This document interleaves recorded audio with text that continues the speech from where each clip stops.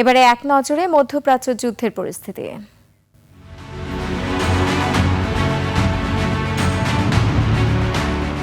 মধ্যপ্রাচ্যে যুদ্ধের উত্তেজনা চরমে পৌঁছেছে, কারণ ইসরায়েলি বাহিনী ইরানের নাগরিকদের জন্য রেলপথ ভ্রমণ জীবনঘাতী হতে পারে বলে জরুরি সতর্কতা জারি করেছে।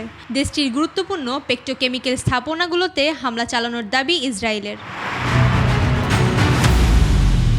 ইরান, ইসরায়েল ও মার্কিন ঘাঁটিতে শুরু থেকে এই পর্যন্ত ইরানের ৩৫০০-র বেশি মানুষ নিহত হয়েছে বলে দাবি যুক্তরাষ্ট্রভিত্তিক একটি মানবাধিকার সংস্থার। এই নিহতদের তালিকায় অন্তত ১৬৬৫ জন বেসামরিক নাগরিক রয়েছে বলেও জানান সংস্থাটি। ইরান ও হিজবুল্লাহর হামলায় ইসরায়েলের আহতের সংখ্যা বেড়ে ১৩৩ জন ছাড়িয়েছে। আহতদের মধ্যে অনেকের অবস্থা আশঙ্কাজনক বলেও জানিয়েছে দেশটির স্বাস্থ্য মন্ত্রণালয়।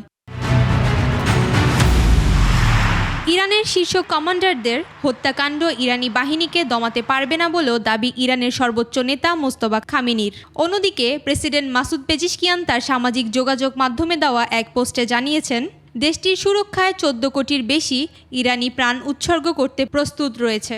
এমনকি তিনি নিজেও প্রাণ দিতে রাজি বলেও জানান।